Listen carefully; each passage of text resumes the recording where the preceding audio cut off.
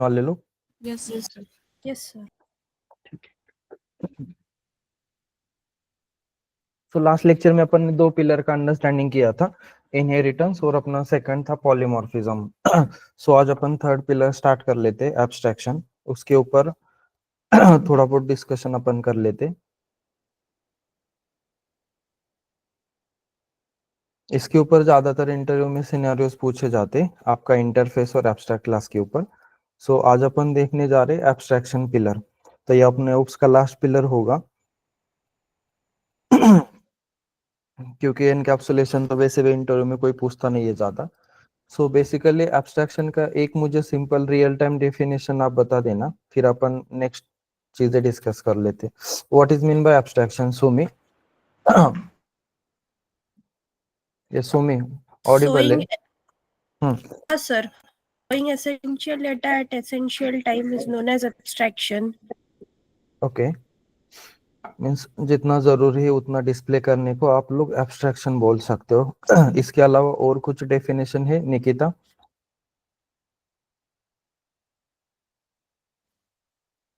To hide the internal details and only show the only show the functionality. It is called as a abstraction. Yes. So Jinal आप बताना how we can achieve abstraction in Java. कैसे abstraction achieve करते हैं अपन?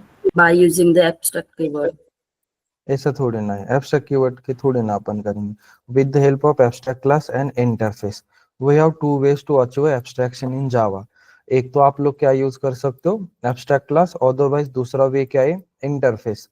So with the help of abstract class and interface, we can achieve abstraction in Java, right? Yes, Jinal. Yes, sir. Yes, sir. So the first way is abstract class. So abstract class क्या होता है Rashmita? What is abstract class?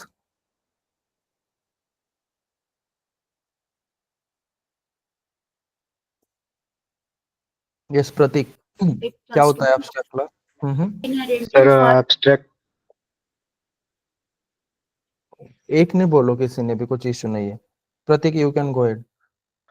sir we can use a abstract class using abstract keyword and in abstract class there are both abstract methods and non-abstract method also. Okay. So basically those classes declare with the help of abstract keyword, we can call this is a abstract class. Like मैंने यहाँ पे लिखा abstract class test. So abstract basically एक keyword है, ठीक है। Normally ये जो कीवर्ड है abstract, एक कीवर्ड है जो बेसिकली दो चीजों के पहले यूज होता है। एक होता है क्लास के पहले और दूसरा होता है मेथड के पहले। इसके अलावा हम लोग ये कीवर्ड को कहीं दूसरी जगह पे यूज नहीं कर सकते।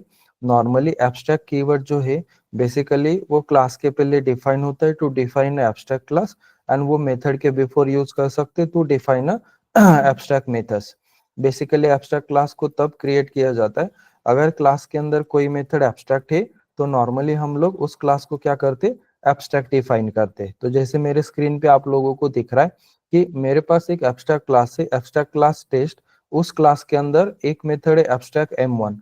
सो दैट्स व्हाई मैंने इस टेस्ट क्लास को क्या डिफाइन किया, एब्स्ट्रैक्ट डिफाइन किया। तो नॉर्मली प्रोसेस होती है, अगर किसी क्लास के अंदर कोई मेथड एब्स्ट्रैक्ट है तो we are declaring that class as abstract. Abstract class के अंदर आपको दोनों मेथड्स राइट करने को मिलती है। एक तो अपन इसके अंदर एब्स्ट्रैक्ट एंड नॉन एब्स्ट्रैक्ट ऐसी दोनों मेथड राइट कर सकते। नॉन एब्स्ट्रैक्ट मेथड को कुछ कुछ लोग कॉन्क्रीट मेथड के नाम से भी कॉल करते।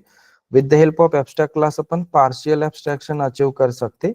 ये 100% को सपोर्ट नहीं करता बिकॉज ऑफ नॉन एब्स्ट्रैक्ट चीजें। देन एब्स्ट्रैक्ट क्लास का अपन जावा में ऑब्जेक्ट नहीं बना सकते। एब्स्ट्रैक्ट क्लास ये अपन इसका जो भी होता है ऑलवेज इम्प्लीमेंटेड या चाइल्ड क्लास का ऑब्जेक्ट के थ्रू अपन एब्स्ट्रैक्ट की चीजें कॉल कर सकते। अगर आपको कोई एब्स्ट्रैक्शन के बारे में पूछता है, सिंपली उनको बताना है definition of abstraction, then with the help of abstract class and abstract interface we can achieve abstraction in Java. Then उसके बाद बोलना है कि एब्स्ट्रैक्ट क्लास का डेफिनेशन, थोड़े बहुत उसके फीचर्स बता देना कि एब्स्ट्रैक्ट क्लास क्या है, कैसे होता है, क्या क्या उसके अंदर चीजें होती है। क्लियर है यहाँ तक? किसी को कोई कंफ्यूजन है? यस, ऑनलाइन Clear है sir. ठीक है। जो नेक्स्ट है अपना एब्स्ट्रैक्शन अचीव करने का मोस्ट पावरफुल और most usable way, it is called as a interface. So with the help of interface normally हम लोग एब्स्ट्रैक्शन जावा के अंदर अचीव करते। तो इंटरफेस क्या होता है, कैसे होता है, अपन उसका डिस्कशन कर लेंगे। पहले एब्स्ट्रैक्ट क्लास के बारे में थोड़ा डिस्कस कर लेते, ठीक है। तो एब्स्ट्रैक्ट क्लास आपको कैसे डिफाइन करना है वो सारी चीजें पता है, कैसे क्या होता है सारी चीजें अपन ऑलरेडी अंडरस्टैंड किए थे। तो मैं अभी कुछ सिनेरियोज आपको दिखा रहा हूँ एब्स्ट्रैक्ट क्लास के रिलेटेड। आप लोग मुझे उसके आउटपुट बताना कि वो क्या क्या आउटपुट प्रिंट करा सकता है।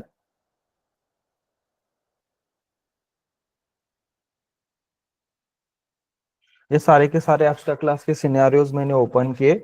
सो पहले स्टेटमेंट को अच्छे से रीड करना है। So will the following code compile successfully, if yes what will be the output of the program. सो यहाँ पे आपको मेरे स्क्रीन पे एक प्रोग्राम दिख रहा है जिसमें एक क्लास है जो एब्स्ट्रैक्ट है, बिकॉज उसके अंदर एक मेथड मैंने एब्स्ट्रैक्ट डिफाइन किए। क्लास बी मेरा एक्सटेंड कर रहा है ए को, और इस बी के अंदर मैंने वो मेथड का इम्प्लीमेंटेशन राइट किया है जो मेरा एब्स्ट्रैक्ट मेथड था।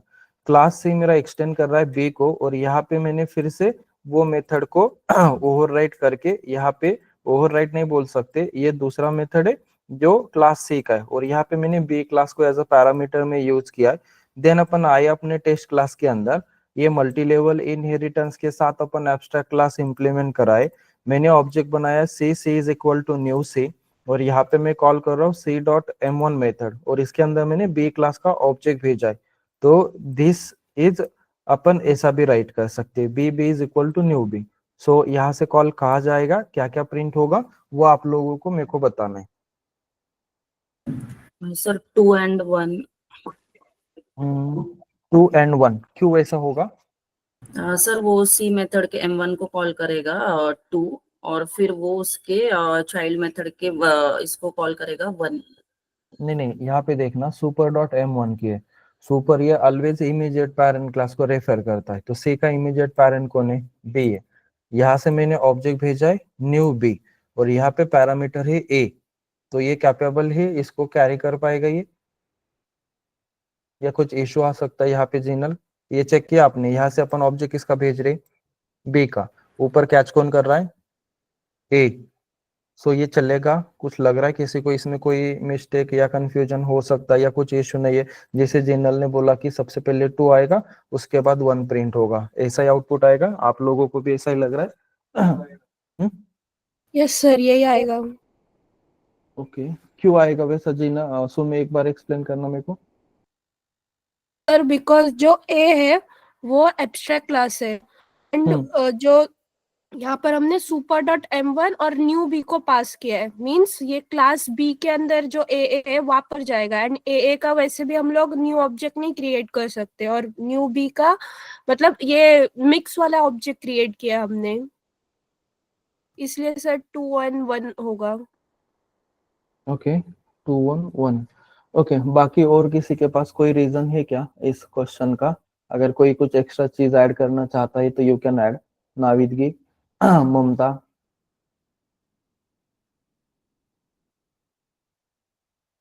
ठीक है, मैं एक बार आपको बताता हूँ।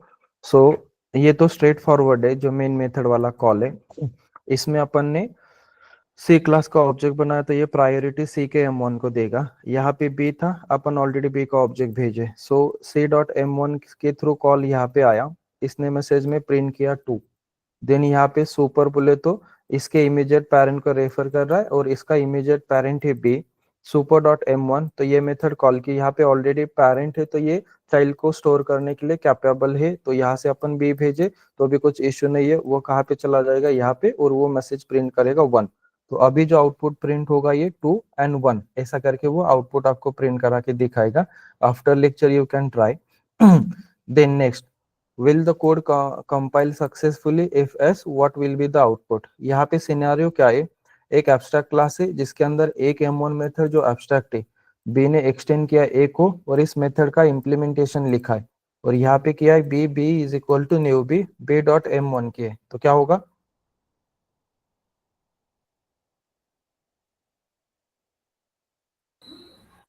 M1 in class B. M1 straightforward है, उसमें कुछ है नहीं सोचने जैसा, दिमाग लगाने जैसा कुछ है नहीं, डायरेक्ट मेथड ओवरराइट करके कॉल किए। तो मेथड डायरेक्ट प्रिंट होगा M1 इन क्लास B। देखना यहाँ पे क्वेश्चन को ध्यान से समझना। Consider the below given code. अपने पास एक एब्स्ट्रैक्ट क्लास है, जिस एब्स्ट्रैक्ट क्लास के अंदर एक मेथड एब्स्ट्रैक्ट है और दूसरा मेथड नॉन एब्स्ट्रैक्ट है। क्वेश्चन आपको पूछा है how to call M2 method in the above code. मुझे इस M2 मेथड को कॉल करना है आउटसाइड इस एब्स्ट्रैक्ट क्लास के, लेकिन यहाँ पे कोई एक्सटेंड नहीं कराया, कुछ भी नहीं कराया, ये इंडिविजुअल क्लास है। तो मेरे को यहाँ पे क्या चेंजेस करने पड़ेंगे जिसके थ्रू मैं इस M2 मेथड को आउटसाइड द क्लास कॉल कर सकता हूँ? स्टैटिक करना पड़ेगा M2 Static मेथड। करना। अपन क्या डिफाइन करेंगे? स्टैटिक। तो जैसे अब ये मेथड स्टैटिक डिफाइन हुआ, आप लोग इसको किसके नाम से कॉल करोगे? ए के। एब्स्ट्रैक्ट का Class रीजन है अपन इसको कॉल नहीं कर सकते, इसको कॉल करके वैसे भी कुछ मतलब नहीं है। अब मैं क्या बोल रहा हूँ, ध्यान से सुनना। एक क्वेश्चन यहाँ पे डिजाइन कर रहा हूँ, जैसे कि अभी ये इसको ओपन होने में टाइम लगेगा।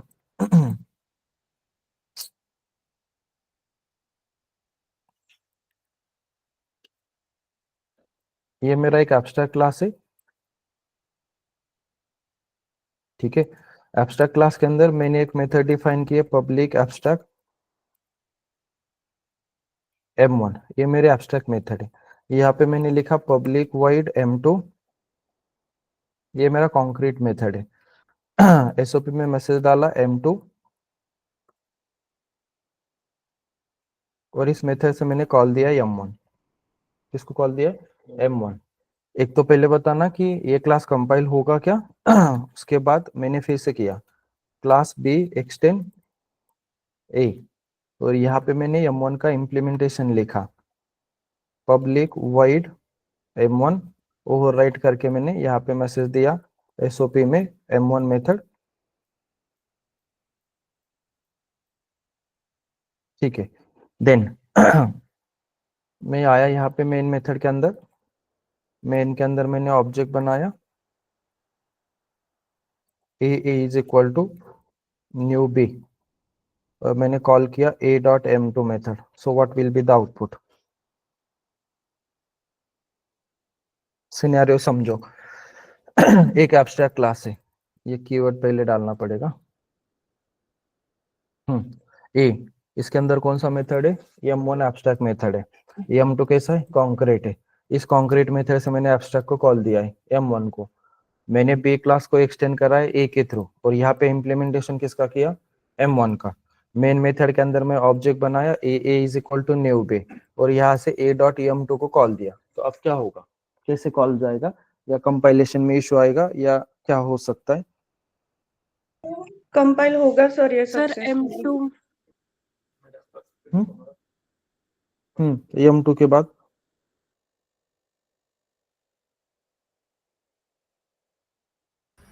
Sir, M2 method and M1 method. M2 method and M1 method दोनों भी कॉल होंगे, ऐसे बोल रहे थे जिनला? Yes, sir. कैसे कॉल होगा वो बताना एक बार। सर a.m2 में M2 मेथड कॉल होगा, फिर हमने M1 को कॉल दिया है तो वो M1 का भी लेगा। नहीं नहीं, मतलब वो ओवरराइडेड मेथड कॉल होगा, ऐसे बोल रहे हो ना आप? बी का सर पहले M1 मेथड होगा, बाद में M2 होगा। पहले M1 कैसे? अभी कॉल ही पहले M2 होगा सर, देन M1 पहले मेथड होगा। M2 फिर होगा। नहीं नहीं, वही M1 मेथड कॉल कैसे होगा? आप देख पा रहे हो क्या स्क्रीन पे? M1 मेथड का इम्प्लीमेंटेशन मैंने बी के अंदर लिखा है, और M1 का कॉल में एब्स्ट्रैक्ट मेथड के अंदर से, मतलब वो जो एब्स्ट्रैक्ट क्लास है उसके अंदर से कॉल दे रहा हूँ।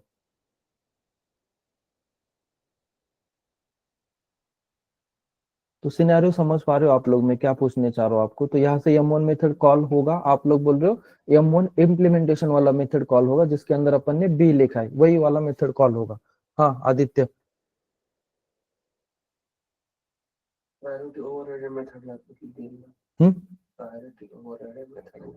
हाँ, प्रायोरिटी ओवरराइड मेथड को देगा, लेकिन वो M1 उधर एब्स्ट्रैक्ट है ऊपर।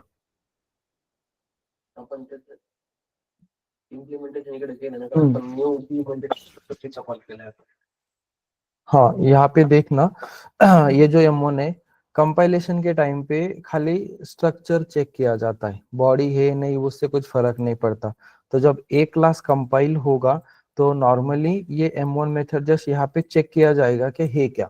अब आफ्टर दैट जब अपन m2 को कॉल करेंगे, ये रन टाइम पे चेक होगा कि m1 मेथड का इम्प्लीमेंटेशन इस एक्सटेंडेबल क्लास ने किया है क्या। अगर किया होगा तो फिर कौन सा मेथड कॉल होगा, ये वाला मेथड, लेकिन कॉल कहाँ से होगा, यहाँ से। तो आउटपुट में जैसे जिनल ने बताया था, सबसे पहले मैसेज आएगा क्या, m2 मेथड, और उसके बाद मैसेज क्या आएगा, m1 मेथड।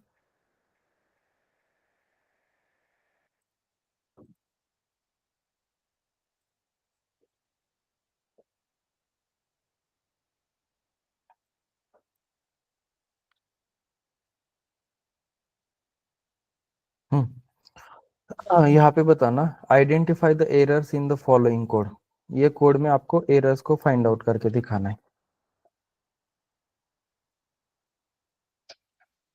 क्लास बी ला ऍब्स्ट्रॅक्ट करावं लागेल सर.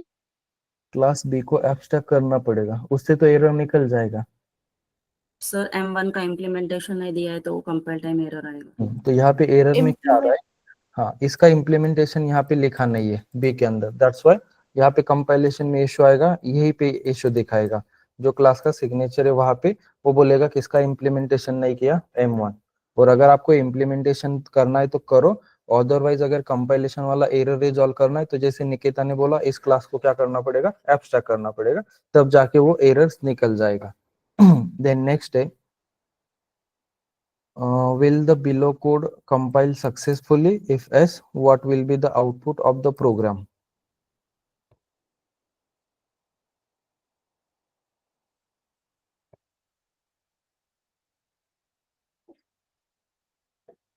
सर M3 मेथड को ये नहीं किया है, मतलब ऊपर इसको एब्स्ट्रैक्ट क्लास में डिक्लेयर नहीं किया है M3 मेथड को, तो कंपाइलेशन टाइम पे एरर आएगा। नहीं नहीं नो सर 1 2 3 करके आएगा. कॉन्क्रीट मेथड भी चलते हैं ना. नहीं, ये बी M3 मेथड तो बी ने राइट किया है ना जिनल, ऐसा थोड़ी ना कि वो बी भी लिख सकता है ना अपना मेथड, तो हाँ, M1 M2 ओवर राइट किया है। 1 2 3 काइल, 1 2 3 सर। अरे ऑब्जेक्ट देखो यार वो कौन सा बना है, is A is equal to new B, parent child mix वाला ऑब्जेक्ट है, क्या क्या कॉल कर सकते हो। पेरेंट क्लास मुझे ओवरराइड नहीं होगी तो पेरेंट क्लास के हाँ। मेथड कॉल कर सकते हैं, और ओवरराइड हो तो ओवरराइड। हाँ, और वहां पे भी ओवरराइड M1 हुई है, M2 भी हुई है। हाँ, और M3 M1 हाँ, तो वो कंपाइलेशन में इशू दिखाएगा ना, प्रोग्राम कंपाइल ही नहीं होगा, ये वाला मेथड कॉल ही नहीं कर सकते। ये पेरेंट चाइल्ड मिक्स वाला ऑब्जेक्ट है, पेरेंट चाइल्ड मिक्स वाला ऑब्जेक्ट किसको सपोर्ट करता है, ओनली पेरेंट को सपोर्ट करता है, इसके थ्रू अपन खाली पेरेंट का डेटा कॉल कर सकते। अपने को कोर जावा रिवाइज करने की बहुत जरूरत है। तो देखो, पेरेंट चाइल्ड मिक्स वाला ऑब्जेक्ट है, ये ऑब्जेक्ट सपोर्ट करता है ओनली पेरेंट के रिलेटेड चीजों को। तो पेरेंट का M1 ओवरराइड हुआ है तो कॉल होगा, M2 ओवरराइड हुआ है कॉल होगा, M3 मेथड चाइल्ड ने खुद ने कॉल किया है, तो आप लोग इस ऑब्जेक्ट से ये वाला मेथड थोड़ी ना कॉल कर सकते हो। It will give a compilation problem, because ये मेथड है किसका, चाइल्ड का, और ऑब्जेक्ट बना कौन सा है, पेरेंट चाइल्ड मिक्स वाला ऑब्जेक्ट है, तो ये ऑलवेज किसको सपोर्ट करेगा, ओनली पेरेंट का। तो पेरेंट के रिलेटेड कौन कौन है, M1 M2, M3 कॉल ही नहीं होगा, ये कॉल हटाना पड़ेगा। अगर आपको M1 M2 M3 कॉल करना है तो you need to create object of B class, तब जाके वो तीनों मेथड कॉल होगी। ठीक है, यहाँ पे देखना आप, सेम है, कोड कंपाइल होगा, बताओ नहीं हुआ क्या कॉल होगा।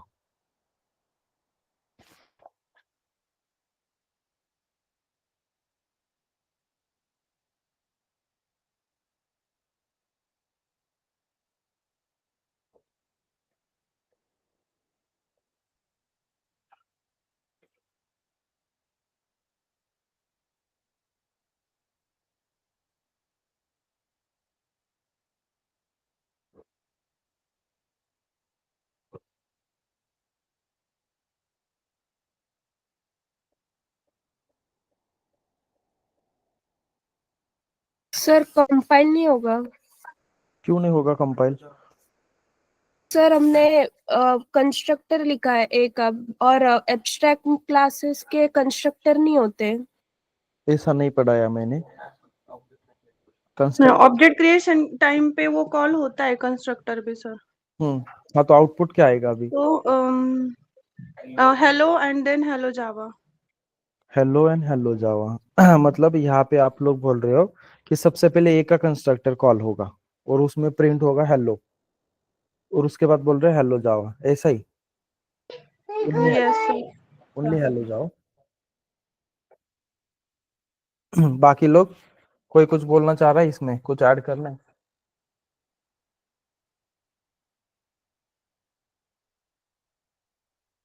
बोलो सब लोग जरा थोड़ा। सर हेलो हेलो जावा। ठीक है। हेलो हेलो जावा ही आएगा। हाँ, सबसे पहले अपन ऑब्जेक्ट बी का बनाए, तो बी का कंस्ट्रक्टर तो बाय डिफॉल्ट अवेलेबल है ही है। बी के कंस्ट्रक्टर का फर्स्ट लाइन क्या है? सुपर है, उसकी वजह से वो कहाँ पे गया? ए के कंस्ट्रक्टर में, उसने क्या प्रिंट किया? हेलो। वो लाइन कंप्लीट हो गया, उसके बाद अपन कॉल किसको दिए? M1 method. M1 मेथड के अंदर से a.m2 किया है, वो तो कर ही सकते बिकॉज m2 कैसा स्टैटिक मेथड है, और वो कॉल कैसे हुआ है? ए क्लास के नाम से कॉल हुआ है, और वो प्रिंट क्या करेगा? हेलो जावा प्रिंट करेगा, स्ट्रेट फॉरवर्ड आउटपुट आ जाएगा। मुझे नहीं लगता उसमें कुछ इश्यू होगा। देन नेक्स्ट है, ठीक है, आपको मेरे स्क्रीन पे ये वाला प्रोग्राम अंडरस्टैंड करना है, यहाँ से लेके यहाँ तक।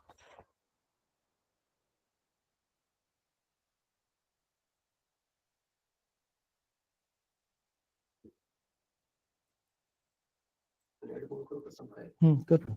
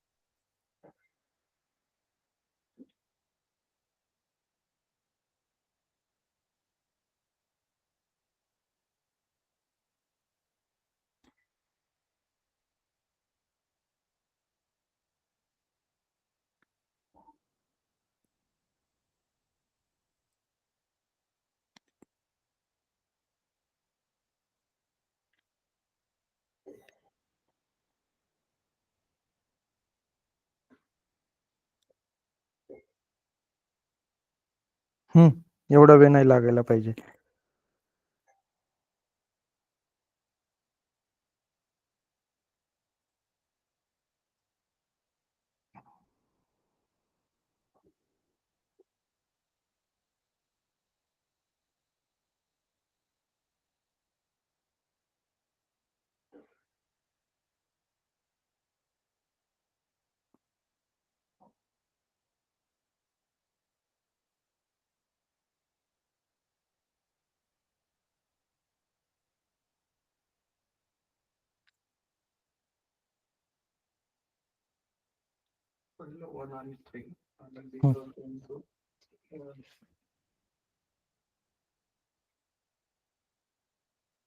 निकाला है किसी ने? आउटपुट ड्रॉ किया है? कुछ पेन पेपर है अपने पास तो बताओ।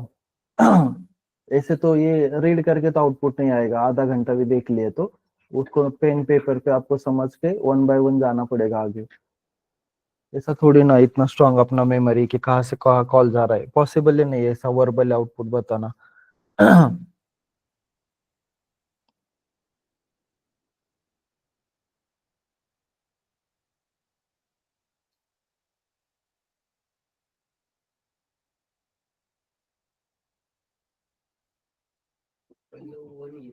हम्म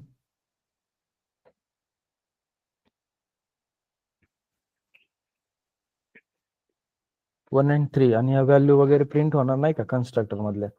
value of X, value of Y, वो भी तो प्रिंट होंगे। सर पहले 10 होगा, ओके 30 होगा, हाँ फिर सर वो 1 होगा, हाँ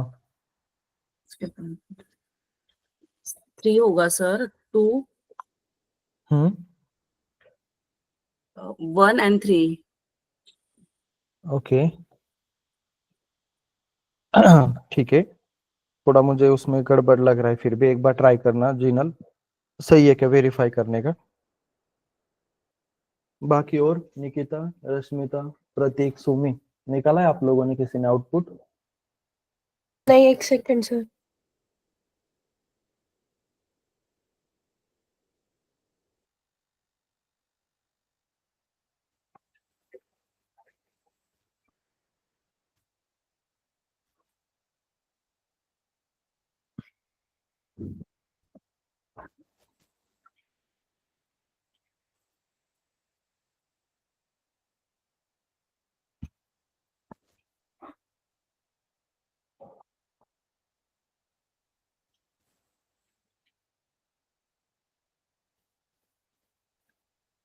प्रतीक काही आहे आउटपुट काढले? अंजली, रोहिणी आहे आपल्या साईडने काय इनपुट?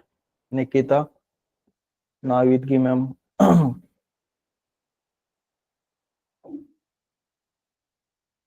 सर आधी सी चा कन्स्ट्रक्टर कॉल होईल 30 आणि त्याच्यानंतर M1 कॉल होईल 3. नाही नाही, बट त्या सीच्या कन्स्ट्रक्टर मध्ये जे सुपर 30 लिहिलंय त्याने काय कॉल होणार नाही का? पहिल्यांदा सी चा कन्स्ट्रक्शन कॉल होईल, हम्म. त्याच्यानंतर तिथं सुपर 30 त्याच्यामुळे नंतर इंटिजर घेणारा बी मध्ये आहे का चेक करेल. हम्म. बी मध्ये आहे इंटिजर घेणारा वाय, हम्म. त्याच्यामध्ये आला त्याच्यानंतर ते सुपर 10 नंतर ए मध्ये त्या पॅरेंट क्लास मध्ये चेक करेल इंटिजर घेणारा आहे व्हॅल्यू ऑफ एक्स ते प्रिंट करेल. हाँ, वैल्यू ऑफ एक्स कितना प्रिंट होगा? 10 नीचे से कितना भेजा अपन ने? सर 10 10 हाँ 10 सर 10 10 पहिल्यांदा 10 प्रिंट झालं, हम्म. नंतर ते बी मध्ये आलं, त्याच्यामध्ये पण 10 प्रिंट झालं. 10 का स्क्वायर विल देता वैल्यू ऑफ वाई है ना, वाई का वैल्यू कितना भेजा आप लोग? 30. नीचे से 30 भेजा है 30 हा बी हाँ. मध्ये 30 प्रिंट झालं. हम्म. त्यानंतर हा बी मध्ये 30 प्रिंट झालं. हम्म. त्याच्यानंतर खाली बी डॉट एम वन ला चेक करेल. हम्म. बी डॉट एम वन मध्ये काय आपण एक इंटिजर आणि फ्लोट दिलाय. हम्म. एम वन मेथड चेक करेल त्या सी मध्ये त्याच्यामध्ये आहे, त्याच्यामध्ये काय सुपर दिले, सुपर मध्ये पण हे पास केलं व्हॅल्यू, बी मध्ये जाईल. बी मध्ये गेल्यानंतर त्याच्यामध्ये पण एक इंट आणि डबल घेणारा आहे, तिथं मग 1 प्रिंट होईल पहिल्यांदा. 1 प्रिंट झालं, हा 1 प्रिंट झालं, हा ठीक आहे. मग त्याच्यानंतर बी डॉट एम टू मध्ये येईल. ओके. टू सी मध्ये चेक करेल ते आहे का, नाहीये, मग ते ह्याच्यामध्ये जाईल पॅरेंट क्लास कुठे बी मध्ये. बी मध्ये M2 आहे, पहिल्यांदा 2 प्रिंट होईल. 2 प्रिंट झाल्यानंतर ते दिस डॉट एम मध्ये म्हणजे त्याच मेथड मध्ये आणखीन एक इंटिजर आणि फ्लोट घेणार आहे का बघेल. ओके. हा मग त्याच्यामध्ये M1 आहे, नंतर 1 प्रिंट होईल. तर पण abstract class मध्ये constructor असतं ना abstract class मध्ये, असतो ना object तयार होतो. इंटरफेस मध्ये नसतो. टोटल आउटपुट आहे 10 30 1 2 1. 10 30 1 2 1 ओके. हाँ, सो एक बार आप लोग आफ्टर लेक्चर ट्राई कर लेना क्या प्रिंट होगा इस टाइप के। सर बोलो 1 3 2 1 अब सॉरी 10 30 1 3 2 1 1 3 2 1 हाँ मे बी लास्ट में 30 भी आएगा, 3 भी आएगा ना सर लास्ट में? हाँ 3 भी प्रिंट होगा ना, ये M1 वाला 3 जो सी क्लास का M1 है वो भी प्रिंट होगा ना 3 लास्ट में, SOP स्टेटमेंट है ना वहाँ पे। तो एक बार चेक कर लेना वो। तो इस टाइप के में भी कुछ क्वेश्चंस आपको इसके ऊपर पूछे जा सकते अपना एब्स्ट्रैक्ट क्लास के ऊपर। तो मैं आपको ये बहुत हाई लेवल के क्वेश्चंस है, आपको मतलब लगभग हम लोग इस टाइप के क्वेश्चन 6 7 8 साल के लोगों को भी पूछते, तो मतलब है ये क्वेश्चंस अच्छे है, आपको हर लेवल के से मैं प्रिपेयर करने का ट्राई करा रहा हूँ, लेकिन फिर भी आपको रिवाइज की जरूरत है, तो उसके हिसाब से आप लोग थोड़ा रिवाइज अपना स्टार्ट कर लेना। इससे थोड़ा थिंकिंग वगैरह भी आपका क्लियर होगा। अब देखना यहाँ पे मैंने एक इंटरफेस बनाया फॉर एग्जांपल, ये अभी क्लास सिलेक्ट हुआ है, मैं इसको चेंज करता हूँ इंटरफेस में। ठीक है, ये मैंने एक इंटरफेस डिफाइन किया आई। अब इस इंटरफेस के अंदर हाँ मैंने मेन मेथड राइट किए, चलेगा? हाँ सर। हाँ क्यों? Sir because default static method भी लिख सकते हैं हम इंटरफेस में। और मेन मेथड कैसा है? स्टैटिक है। अगर इसके अंदर Static. मैंने एसओपी मैसेज डाला हेलो बोल के, तो अब ये रन होगा क्या? मैंने इसको रन किया राइट क्लिक करके। अब बताओ क्लास में और इसमें डिफरेंस रहा क्या? इसमें सिर्फ स्टैटिक एंड डिफॉल्ट मेथड आप यूज करते हैं। हाँ, लेकिन वो ना डायरेक्ट रन भी हो रहा है अब अपने क्लास के जैसा। वो कंपलसरी स्टैटिक और डिफॉल्ट मेथड को कंपलसरी बॉडी प्रोवाइड करना पड़ता है। हाँ, वो तो जेडीके 1.8 का फीचर है। हाँ, लेकिन अभी मैं बोल रहा हूँ कि डायरेक्ट अपन मेन मेथड ही लिखे, फिर अब क्लास का क्या जरूरत है? अभी डायरेक्ट मेन मेथड ले अपन कोड भी कर सकते हैं ना, पहले थोड़ी ना कर सकते थे ऐसा, पहले थोड़ी ना अलाउ होता था। तो फिर अभी मेन मेथड भी राइट कर पा रहे हैं अपन, कोड भी लिख सकते हैं, डायरेक्ट रन भी होगा, तो फिर विदाउट क्लास भी मैं मेरा कोड चला सकता हूँ। तो फिर ऐसा क्यों?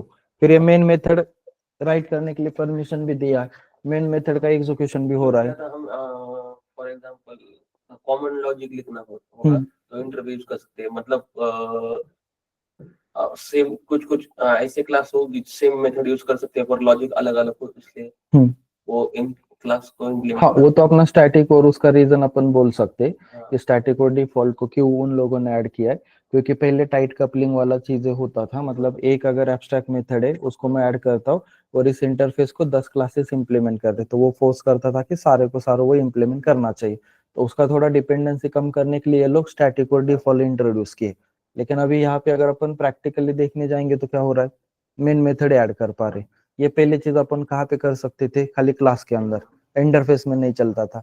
अब 1.8 के बाद मेन मेथड भी अलाउ होता है, आप उसके अंदर कोड भी लिख सकते हो, डायरेक्ट जैसा क्लास रन होता था वैसा भी हो सकता है। तो कभी किसी ने गलती से इंटरफेस के अंदर ऐसा मेन मेथड ऐड किया स्क्रीन शेयरिंग पे और बोला कि यहाँ पे लॉजिक लिखो, तो उसमें कंफ्यूज नहीं करना है, क्योंकि अभी ये इन लोगों ने प्रोवाइड किया है, अपना तो रोल है ही नहीं इसके अंदर। मेरे कंप्यूटर में 17 है तो मैं 8 का फीचर यूज कर सकता, उसकी वजह से मैं डायरेक्ट इंटरफेस के अंदर किसको ऐड किया?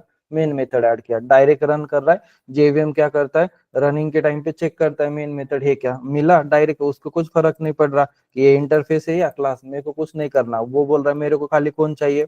मेन चाहिए, मिला, उसने रन कर दिया। तो ये चीजों को थोड़ा समझने का ट्राई करो, खाली बस थियोरेटिकल मत पढ़ो कि यार बाबा डिफॉल्ट सपोर्ट किया, स्टैटिक किया है, उसके सिनेरियो भी ट्राई करो। देखो ना, डायरेक्ट किसको ऐड किया है? मेन। अपन कभी नहीं किए ऐसा पहले, अब आप ये भी चीजें कर सकते हो।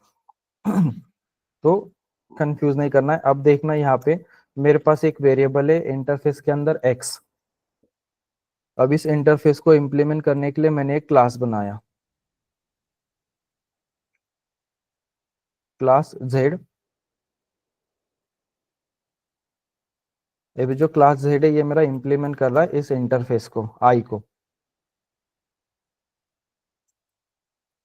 यहाँ पे मैंने क्या किया है, फिर से एक वेरिएबल लिखा int x is equal to 300।